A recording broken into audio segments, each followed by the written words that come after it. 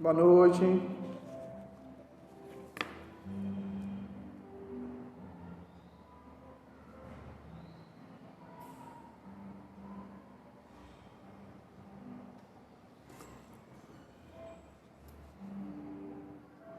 Boa noite, gente. Dá mais um minuto para o pessoal entrando.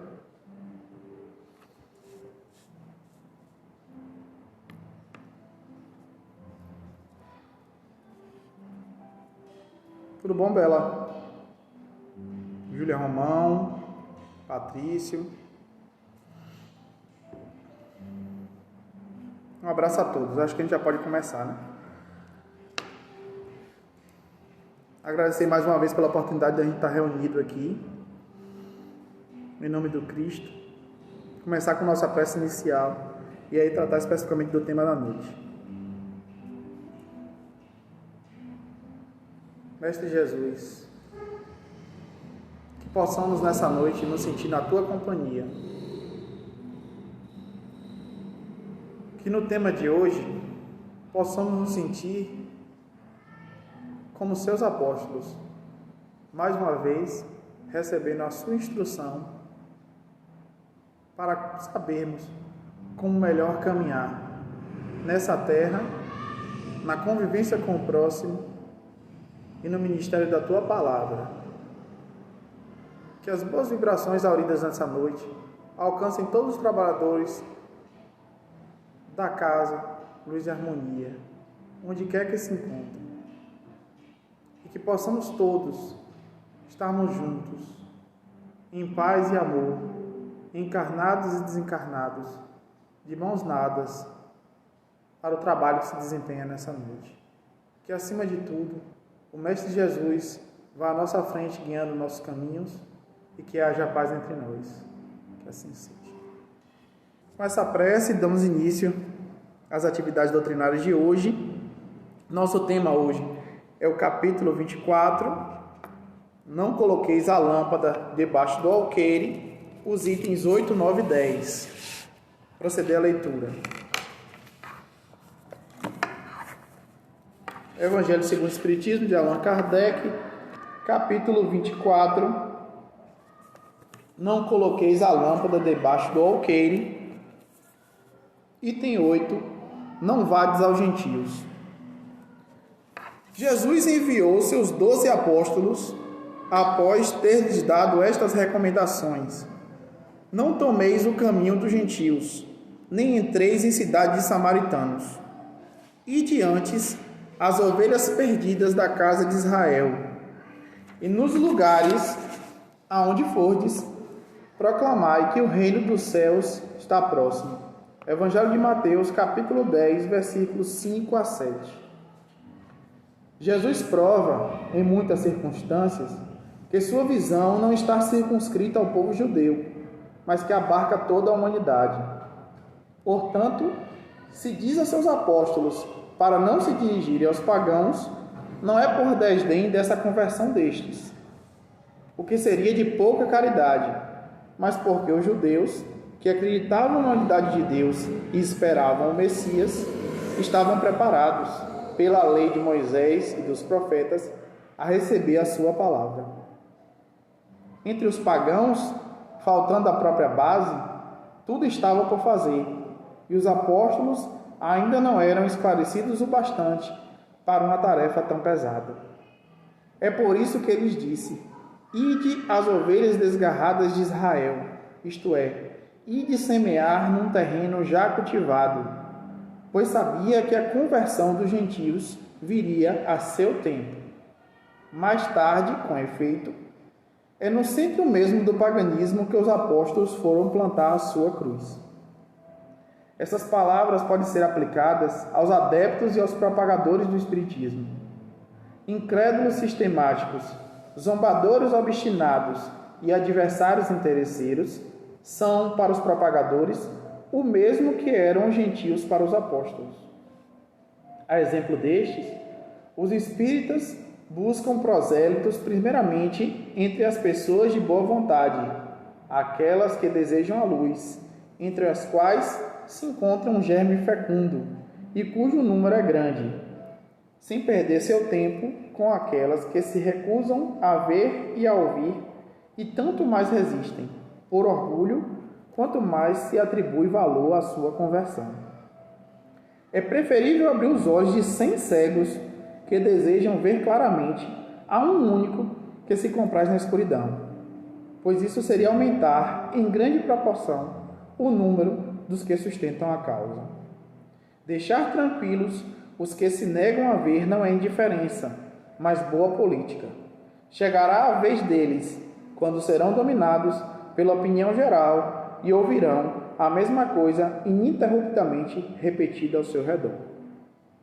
Então, acreditarão estar aceitando a ideia voluntariamente por si mesmos, e não sob a pressão de um indivíduo. E depois, assim como ocorre com as ideias, ocorre com as sementes. Elas não podem germinar antes da estação, e se não for num terreno preparado.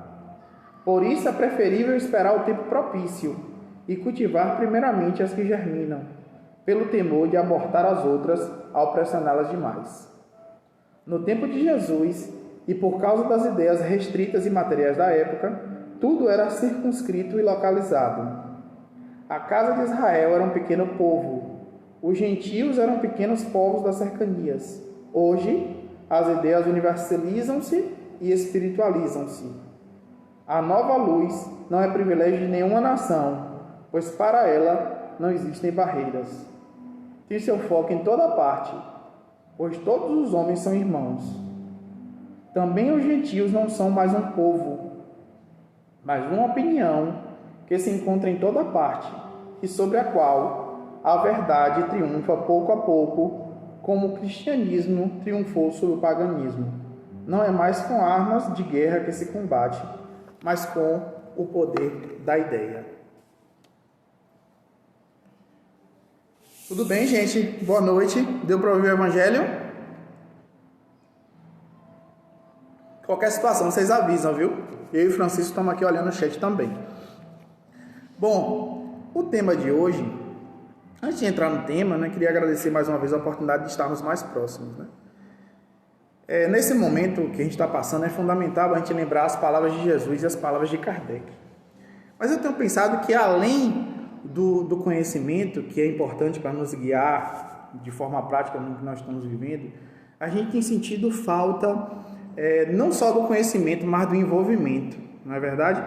Quantos de nós têm sentido falta do abraço, da presença física, de olhar fisicamente o outro?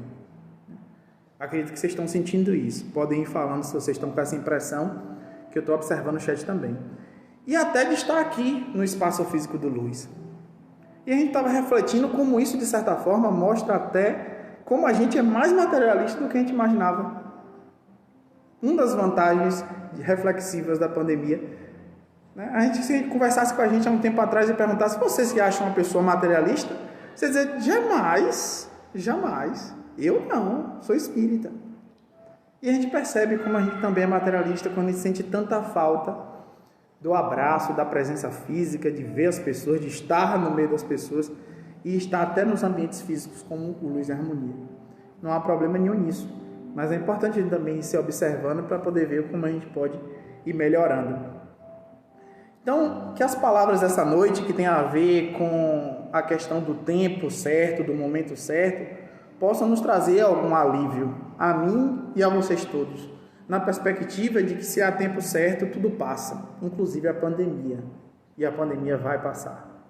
Então, esse é o primeiro desejo que a gente pede ajuda à espiritualidade para tocar o tema de hoje.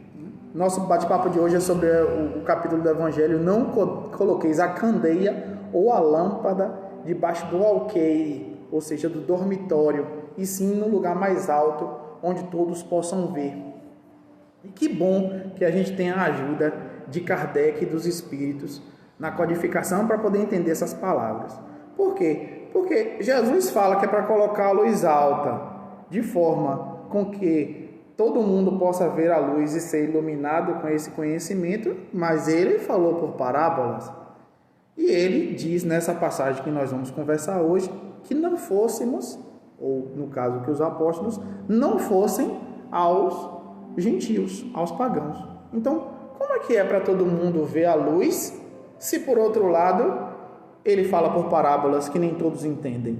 E até hoje muitos de nós não entendemos certas palavras de Jesus. Então Kardec e os Espíritos vão nos ajudar a compreender isso, né? Qual é o sentido? Será que Jesus se contradiz quando ele fala por parábolas ou quando ele fala para não ir aos gentios? De forma nenhuma, né? A questão é que Jesus, quando falava para aquele povo, falava para aqueles espíritos na condição que aqueles espíritos tinham. E Paulo depois vai até falar sobre isso, né? Paulo fala que às crianças se dá o alimento líquido, o leite, e na medida que vão crescendo, lhe dá o alimento pastoso, e depois que cresce, lhe dá o alimento sólido.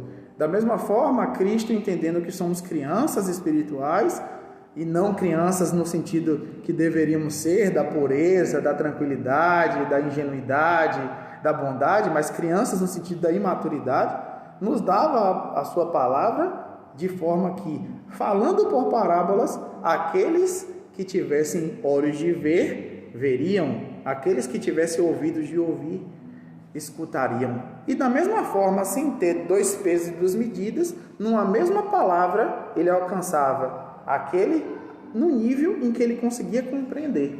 Então Jesus falava por parábolas, e assim aqueles que cumpriam a profecia de Isaías não entendiam, e outros tantos compreendiam, principalmente aquelas pessoas mais simples que caminhavam com ele na condição de seus discípulos e seus seguidores.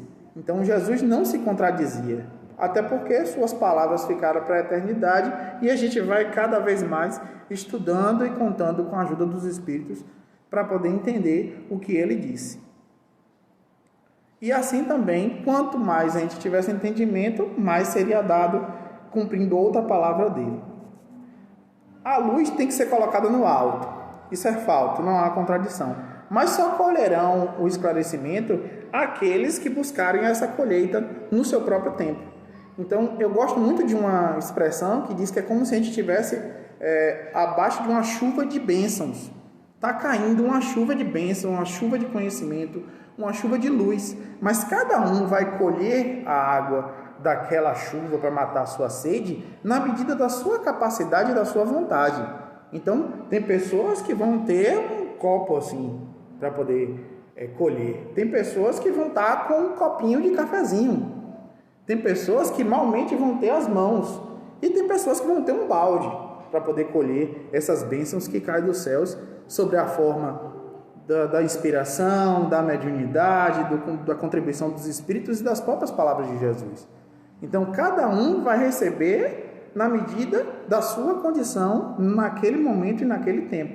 A gente vai falar muito essa noite sobre isso, sobre o tempo e o momento certo e a capacidade de cada um, para que a gente possa ir nos respeitando e a nós mesmos nesse processo.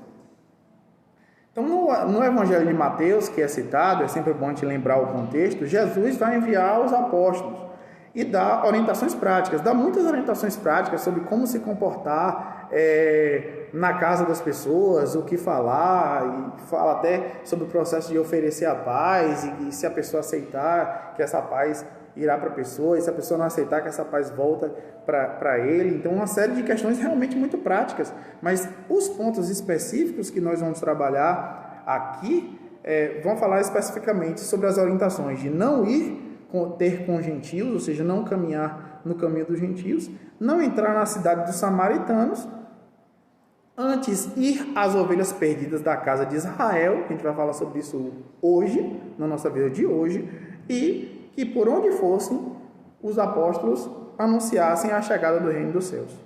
Um abraço, Davi. É isso mesmo, cada um conforme as suas obras. A gente vai caminhar nesse sentido mesmo. Então, há belas lições nesse evangelho. Uma primeira questão que se impõe é: Jesus seria preconceituoso ou exclusivista? Jesus, ele era judeu, da tribo de Judá, descendente de Davi.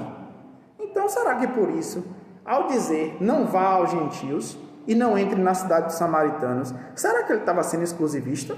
Será que ele estava sendo preconceituoso, querendo dizer que com essa separação ele deixaria a revelação do reino dos céus apenas ao povo judeu? Não faz nenhum sentido, porque em outros momentos o próprio Jesus dá uma lição de colocar na parábola do bom samaritano o samaritano que vivia em conflito com os judeus como sendo o caridoso da parábola, como sendo aquele que, independente das questões religiosas e dos ritos exteriores, socorreu e praticou o evangelho, e praticou o bem, e praticou o amor de forma incondicional. Então não faria sentido. Lembrando aquelas pessoas que gostam dessas histórias de Jesus, que no livro Boa Nova conta que esse episódio aconteceu um dia depois, ou no decorrer do dia, em que eles não foram recebidos na Samaria. E isso era um verdadeiro crime naquela época, porque sendo o povo hebreu um povo nômade, era a norma de conduta coletiva a hospitalidade, sempre receber as pessoas, porque naquela travessia da saída do Egito até Jerusalém, eles foram de cidade em cidade como nômades, então eles não iam aceitar de forma nenhuma não serem recebidos, era uma afronta. Então eles tinham acabado de chegar na Samaria e não foram recebidos na Samaria. Voltam e dá essa palavra a Jesus. Jesus ouve e logo depois ensina o quê? A parábola do bom samaritano, colocando aquele que os jovens apóstolos estavam revoltados como sendo o certo da parábola.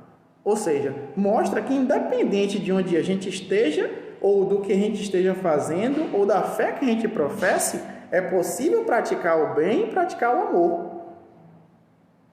Então, Jesus não podia ser de forma nenhuma exclusivista. No entanto, uma coisa que fica claro é que a gente já devia ter aprendido o que Jesus nos mostra ao falar por parábolas, que há tempo para tudo. Quantas vezes Jesus utilizou a semente, a árvore, o fruto?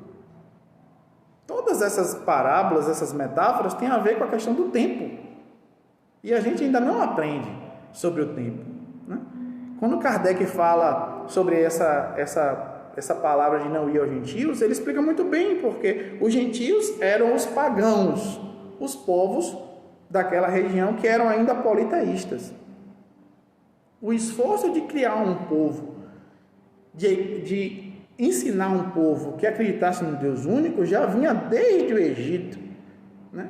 E se consolidou através do povo de Israel, dos hebreus, através de Moisés e dos profetas. Então, esse povo hebreu estava mais preparado para receber a palavra de Jesus do que qualquer outro povo da região. E para cada um, há um determinado momento de aprendizado. Há um momento de aprendizado. Aqueles gentios, os pagãos, eram politeístas, ou seja, acreditavam em vários deuses, e esses deuses, né? Aí, inclusive, Isabela está chamando a atenção aqui, os gentios não conheciam o Deus único e bom. Isso mesmo, Bela. Esses vários deuses não era simplesmente o fato de serem vários deuses, mas eles começaram inicialmente como sendo forças da natureza, o sol, o raio, o trovão, a chuva, o terremoto, e de repente começam a assumir figuras humanas, serem idolatrados através de imagens e terem comportamentos humanos. É o ciúme, é a raiva, a vaidade, a lascívia. Então, na verdade, esses deuses que nós naquela época, muitos de nós devem ter vivido também essa experiência, cultuávamos, idolatrávamos, eram espíritos desencarnados em contato com a realidade encarnada, mas por terem certos prodígios da realidade extrafísica, nós considerávamos como deuses. Então, seria muito mais difícil convencê-los de um Deus que não era só único, como também não tinha rosto e ainda era um Deus de amor. Basta pensar que para os judeus que já acreditavam em um Deus único e um Deus sem rosto, foi difícil. E os hebreus, o que é que fizeram? O que é que os judeus fizeram? Crucificaram Jesus. Porque eles estavam acostumados com a história de Moisés. Eles estavam acostumados com líderes como Josué, como Davi e outros tantos. Então esperavam um Jesus que viesse com aquela força dos reis da história de Israel.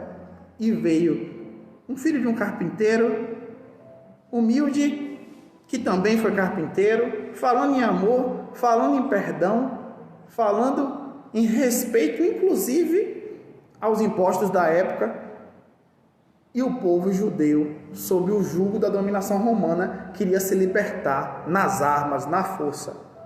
Então, não reconheceram Jesus como Messias, e até hoje muitos não reconhecem, e crucificaram Jesus. Então, se Jesus, falando para um povo que acreditava no Deus único, e para um povo que conhecia as Escrituras, que previam sua existência e sua vinda durante mais de 2000 anos, foi crucificado, imagine se ele fosse pregar aos pagãos. É por isso, por conta desse equívoco dos judeus da época, que Jesus diz: ide antes as ovelhas perdidas da casa de Israel, que a gente vai voltar a falar sobre o nosso momento e a oportunidade de agora, mais à frente. Mas Jesus não deixou ninguém abandonado. Será que Jesus ia deixar alguém abandonado? Não. Tanto que ele mesmo foi buscar Saulo na estrada de Damasco, para que Saulo se convertesse depois em Paulo, mudasse totalmente sua trajetória de vida e se tornasse Paulo, o apóstolo dos gentios. Então, os gentios não estavam de forma nenhuma abandonados por Jesus, porque foi buscar quem? Jesus foi buscar quem? Aquele mais preparado para dialogar com os gentios.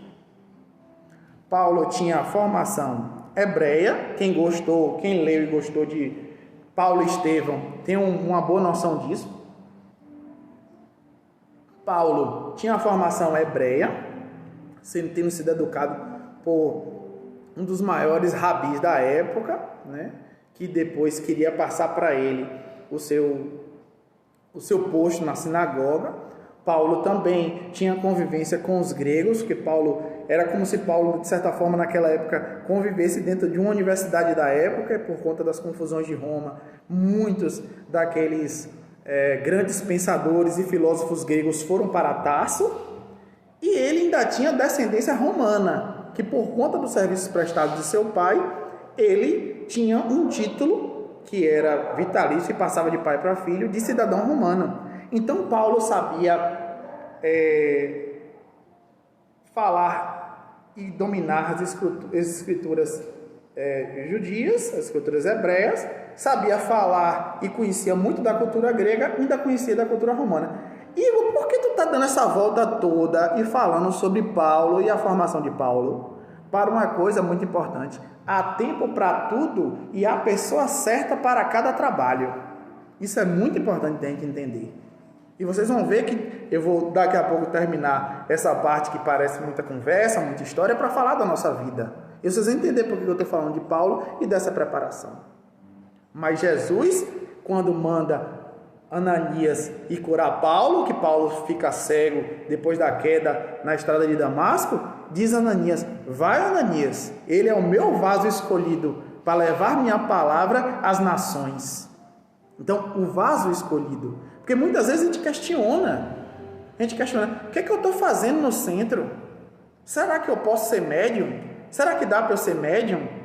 Quantas vezes a gente não questiona, mas eu ser palestrante? Mas eu limpar o chão do centro? Mas eu ser doutrinador? Mas eu abrir uma mediúnica? Mas eu ser um dirigente? Então a gente questiona muito. E eu gosto muito de lembrar quando eu fico nesses questionamentos, eu estou me incluindo nisso, eu lembro que uma coisa maravilhosa é que quando Paulo caiu, Paulo não questionou: mas eu fui o perseguidor dos cristãos. A primeira coisa que Paulo diz a Jesus é: Senhor, que queres que eu faça? E a gente ainda não aprendeu. A gente ainda pode ter isso como cultura, a gente pode ter isso como conhecimento, mas no nosso coração, volta e meia, a gente questiona nossas escolhas. Porque nós escolhemos o que nós fazemos junto com a espiritualidade. E mesmo a espiritualidade dizendo: vai e faz, porque nós vamos lhe apoiar. A gente duvida da gente e duvida do outro. A gente vai falar um pouquinho disso lá na frente. Então, entendendo nessa linha de que há tempo certo e momento certo para tudo, esse conceito de tempo certo não é da época de Jesus, não. Há um rei É um rei, aí Cícero vai achar interessante. Há um rei que pediu a Deus sabedoria. Pediu a Deus sabedoria. Né? Todo rei pede poder, pede um exército imbatível, pede tudo. Mas esse rei, que Cícero gosta muito de falar, o rei Salomão, o Davi, pediu sabedoria. E ele, pedindo sabedoria, escreveu em um livro do Antigo Testamento, entre 450 a 180 anos antes do Cristo, no livro Eclesiastes, que significa professor ou aquele que reúne e ensina, uma lição sobre o tempo. Francisco? Uma lição sobre o tempo. E a gente vai ouvir um trechinho dessa mensagem. Eu coloquei no grupo para que a gente acompanhasse. Vamos ver se a gente consegue ouvir aqui. Eu vou pedir a vocês que vocês entrem em concentração, se possível fechem seus olhos e se concentrem no conteúdo dessa mensagem, que vai ser muito importante para o dia de hoje. Lembrando que isso é da época de Salomão, 180 anos antes de Cristo.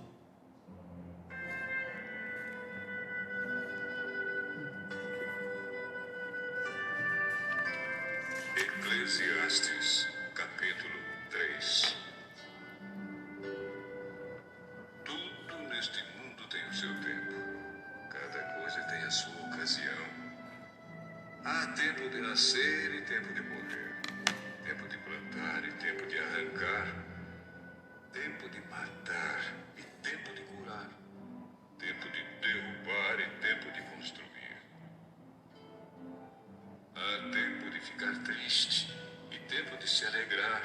Tempo de chorar e tempo de dançar. Tempo de espalhar pedras e tempo de ajuntá-las. Tempo de abraçar e tempo de afastar. Há tempo de procurar e tempo de perder. Tempo de economizar e tempo de desperdiçar. Tempo de rasgar e tempo de remendar. Tempo de ficar calado e tempo de falar. Há tempo de amar e tempo de odiar. Tempo de guerra e tempo de paz. O que é que a pessoa ganha com todo o seu trabalho? Eu tenho visto todo o trabalho que Deus dá às pessoas para que fiquem ocupadas. Deus marcou o tempo certo para cada coisa. Ele nos deu o desejo de entender as coisas que já aconteceram e as que ainda vão acontecer. Porém, não nos deixa compreender completamente o que Ele faz. Então entendi que nesta vida, tudo que a pessoa pode fazer é procurar ser feliz e viver o melhor que puder. Todos nós devemos comer e beber e aproveitar bem aquilo que ganhamos com o nosso trabalho. Isso é um presente de Deus. Conseguiram ouvir?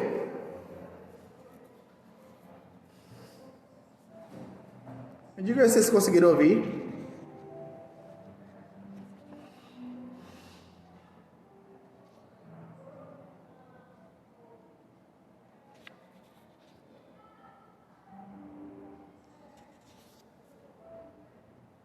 Se isso fosse escrito hoje, teria a ver com pandemia? Serviria para pandemia hoje, escrito por alguém hoje? Que há tempo, né? A gente vai ter que afastar do abraço para amanhã depois poder voltar a abraçar, não é? A gente vai ter que fazer certas escolhas hoje para amanhã fazer outras escolhas melhores. O rei Salomão, que escreveu algo tão bonito como isso aí, mesmo assim ele cometeu erros em outros momentos da sua encarnação. O que mostra a gente que saber não é necessariamente praticar o que se sabe imediatamente. Como foi dito lá por Kardec, existem sementes de conhecimento e de sabedoria que estão sendo plantadas agora para germinar lá na frente. Claro que a gente gostaria e seria ótimo que a gente apressasse o passo, até porque a hora da última hora está chegando. Mas a gente também tem que entender que há tempo para tudo, o tempo certo. Que a gente sempre ouve falar isso, há tempo certo para tudo, Eclesiastes. Mas não sei se a gente já tinha ouvido, eu mesmo não tinha parado para ouvir todo e ler todo para entender. Então o que a gente vai fazer agora, a partir de agora? A gente vai unir as palavras de Salomão, de Jesus e de Kardec para refletir sobre nossas vidas nesse momento atual. Vou ver como é que está meu tempo, está dentro do tempo. Salomão diz: há tempo para todo o propósito debaixo do céu, ou há tempo para tudo. Abaixo do céu significa na terra, não é isso? Abaixo do céu é a terra, né? Então, seria correto ter a confiança de que há tempo para a pandemia? Será que há tempo para a pandemia? Para tudo há tempo. Mas, Igor, você vai me falar que há tempo para a pandemia? Já tem 4 meses, nós estamos aí caminhando já no 4º mês da pandemia. E nós não temos nenhuma garantia, nenhuma data fixada para o fim da pandemia. Nós não temos isso. Então, como é que você vai falar com toda a confiança que é o tempo certo?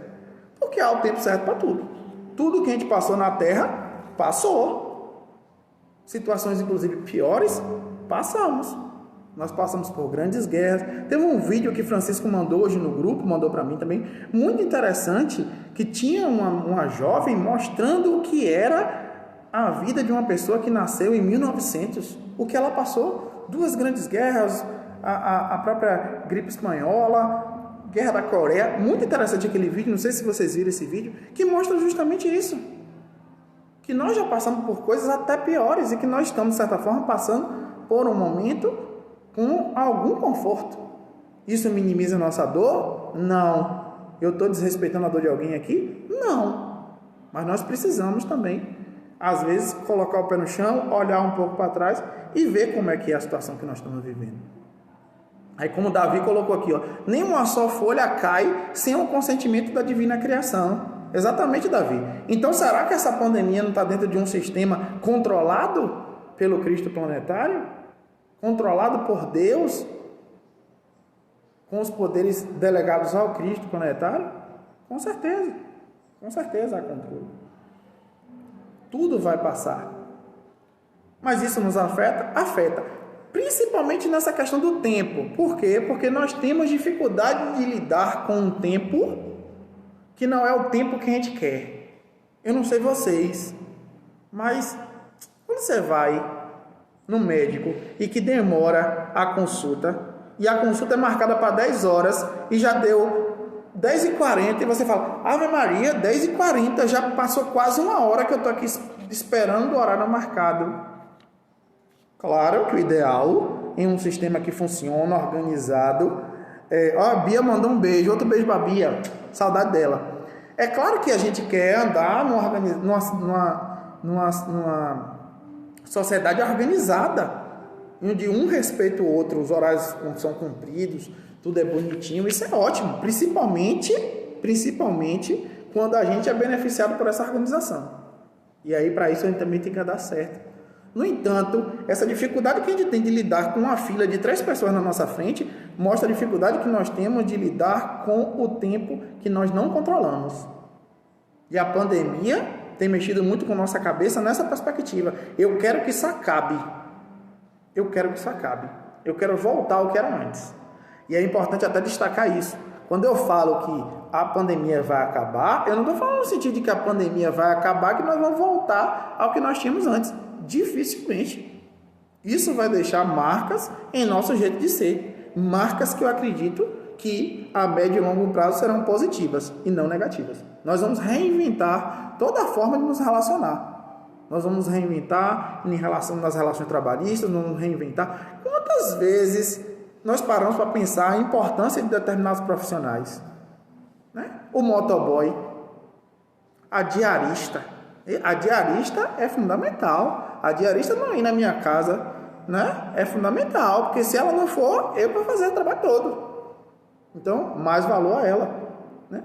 O valor do trabalho de um professor, quem está acompanhando o filho em aula online aí, está vendo o valor que um professor tem. Eu sempre falo isso no grupo da gente. Então, a gente vai caminhar para uma situação melhor. Com certeza vai nos reconhecer de uma forma diferente. Mas há uma necessidade da gente se resignar, né? E continuar nossas vidas da melhor forma possível, que também fala nesse Eclesiastes 3. Ali dá uma perspectiva material, porque era a tônica da época. Então fala que nós devemos ser felizes porque isso é dom de Deus. Nós devemos comer e beber o fruto do nosso trabalho. Hoje nós já temos uma concepção melhor. Então, como espíritos encarnados, nós temos uma noção melhor das coisas. Aí Fernando está dizendo aqui, até porque essa pandemia vem acontecendo para que a humanidade mude o jeito de pensar a vida. Precisamos ser mais fraternos. Perfeito, Fernando. Perfeito. Né? Quantas coisas a gente pensou e quantas vezes a gente percebeu que algumas bobagens que nós temos caem por terra. Né? Que às vezes está desencarnando o médico que está na linha de frente, com toda a formação, está desencarnando tanto quanto a pessoa menos favorecida. Então, tem no jeito de pensar quantas bobagens nós acreditamos e colocamos como valores e como justificativas para o nosso jeito de ser. Nós não podemos deixar de ser felizes naquilo que a pandemia não pode acabar. A pandemia pode acabar com nossa fé em um Deus bom e justo? Não pode. Porque tudo em nossa vida mostra que nós estamos sob a tutela de um Deus bom e justo. A própria reencarnação é a prova disso. Pode acabar com a nossa consciência de que somos espíritos imortais em uma existência material passageira? Passa e passa rápido. Faz 4 meses que nós estamos na pandemia. Parece que foi ontem que nós tivemos que suspender as atividades aqui. Já faz 4 meses. Então passa e passa rápido. E outro ponto que Davi chamou aqui a atenção é a valorização da família. A pandemia pode anular o amor que nós temos por nossos entes queridos? E aí entra um ponto que é diretamente correlacionado com a ida aos gentios. A pandemia tem intensificado as interações com as pessoas mais próximas. Algumas pessoas estão utilizando a rede social de uma forma mais intensa e colocando suas angústias na rede social. Mas o fato é que materialmente nós estamos sendo obrigados a conviver mais com as pessoas mais próximas em nossas casas ou lares. A gente aprende no Luz e Harmonia que existe uma diferença entre casa e lar. Que casa são as paredes, os eletrodomésticos, os móveis. É aquele lugar onde a gente vai se alimentar e vai descansar o corpo. É como se a casa é o material para o nosso material. Mas o lar é aquele ambiente da construção do amor, aquele ambiente da convivência, aquele ambiente onde nós é como se fosse um porto seguro emocional, onde nós temos refazimento emocional e espiritual na convivência amorosa com os familiares. É o nosso porto seguro. Antes da pandemia, eu gosto muito dessa... Tem um palestrante espírita que fala isso. Antes da pandemia, a gente gostava de fugir de casa. Aconteceu um problema, você estava chateado com um problema, você fugia de casa. Você ia fazer uma outra coisa fora. Com a pandemia, você fica em casa. Então, você vai ter que aprender a lidar consigo mesmo e com o outro. Inclusive com os seus problemas. Então, isso leva a uma construção desse lar. Mas é isso que nós estamos tendo na pandemia. Eu queria a ajuda de vocês. Minha tentativa é de que a gente faça uma troca, para que nessa troca a gente possa ficar mais próximo e amenizar um pouco dessa saudade. Então, queria saber com vocês, o que está estressando vocês dentro do processo da pandemia? O que está desgastando vocês? Na prática, na rotina da vida de vocês? Comentem aí. Bela lembrou, é Tony Roberts mesmo, Bela. O que é que tem acontecido que tem tirado vocês um pouco do sério?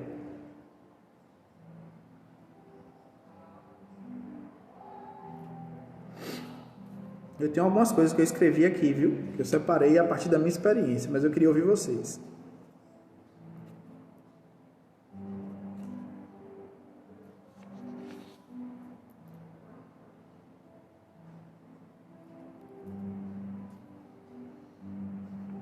Ficar em casa. Carla Pitanga falou, ficar em casa. Ficar em casa, a gente não aguenta mais as mesmas paredes.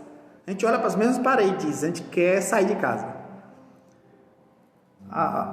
Francisco está tocando num ponto aqui que eu vou tocar também. Está servindo de oportunidade de enxergar melhor minhas falhas.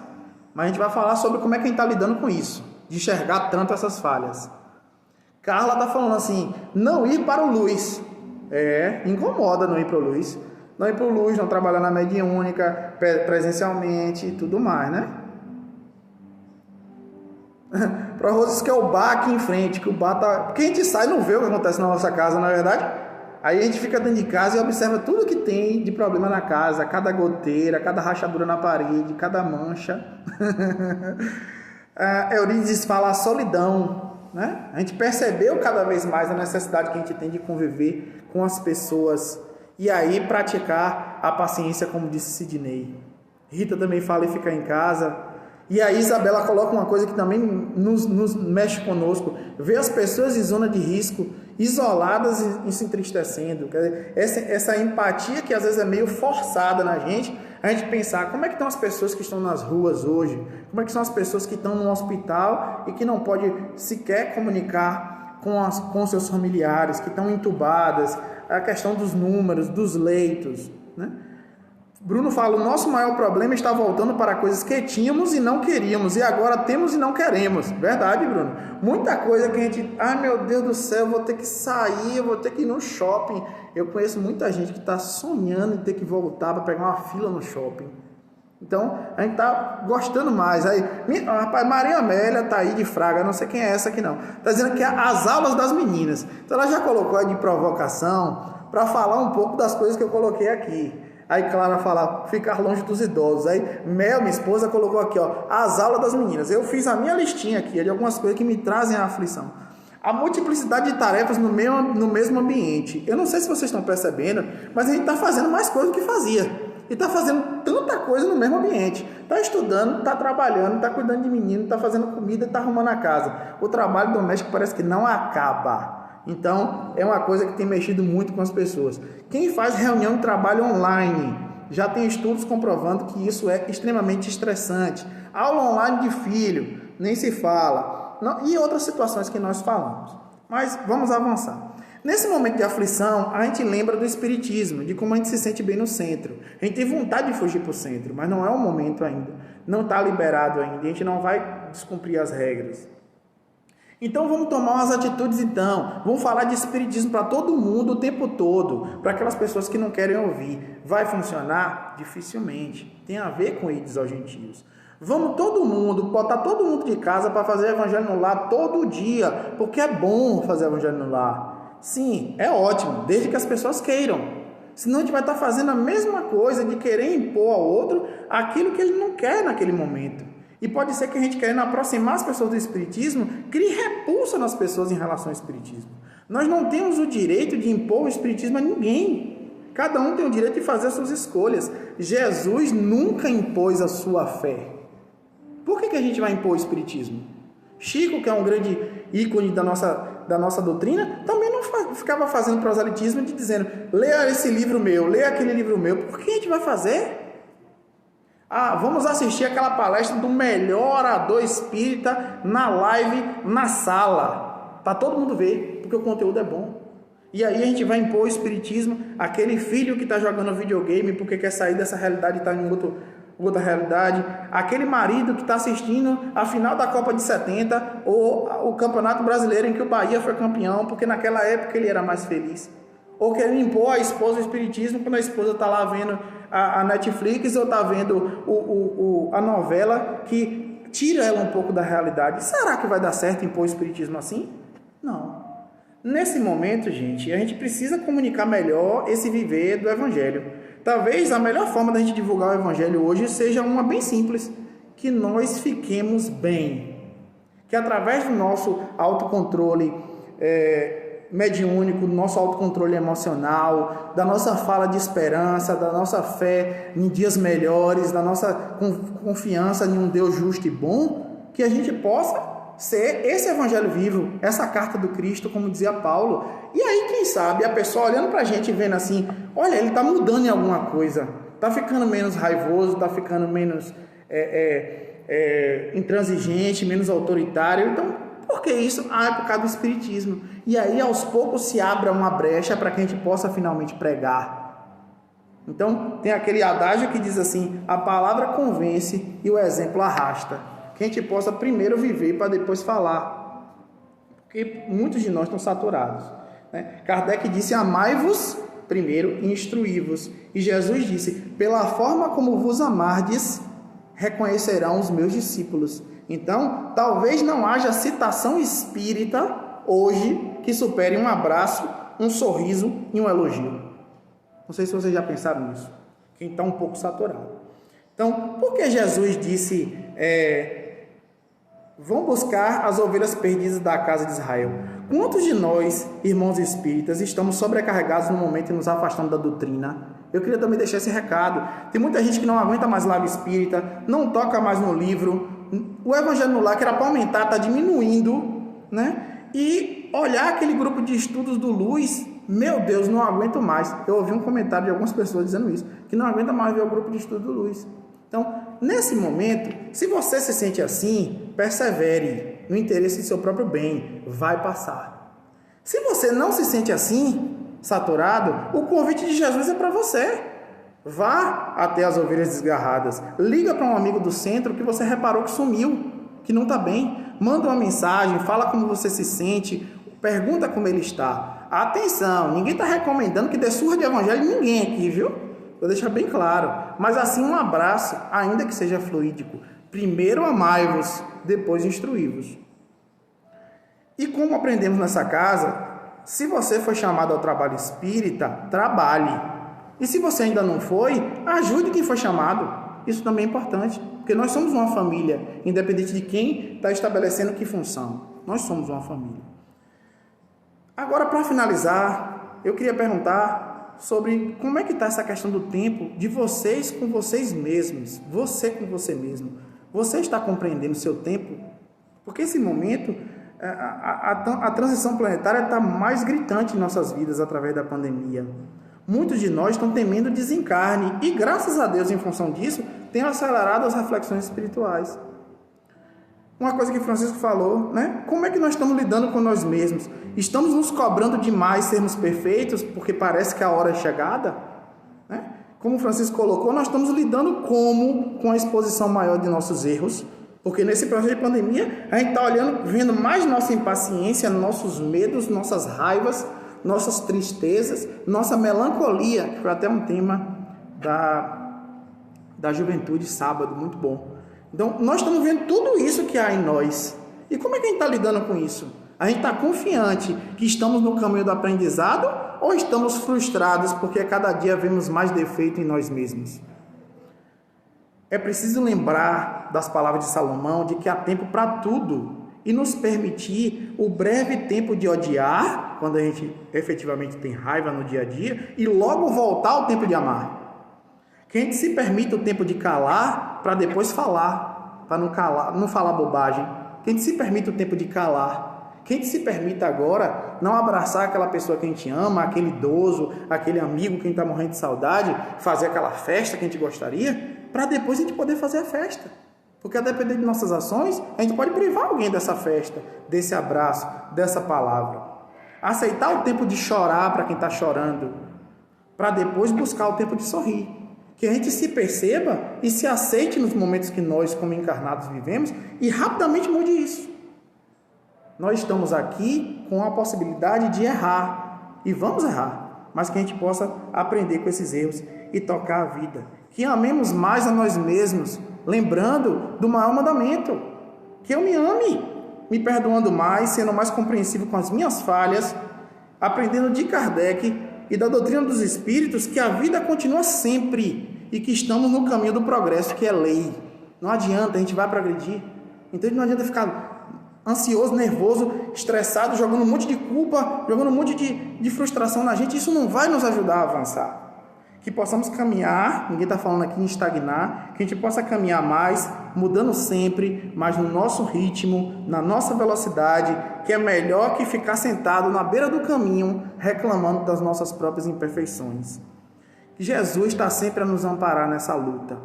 E com isso, eu encerro as minhas palavras de hoje e convido a todos para a semana que vem, está todo mundo convidado para mais uma palestra da semana que vem com o tema do capítulo 11, amar o próximo como a si mesmo, item 5, dai a César o que é de César. Vamos às palavras finais. Desculpa às vezes se eu não consegui interagir tanto quanto eu queria, mas conseguimos escolher pelo menos o que estava programado.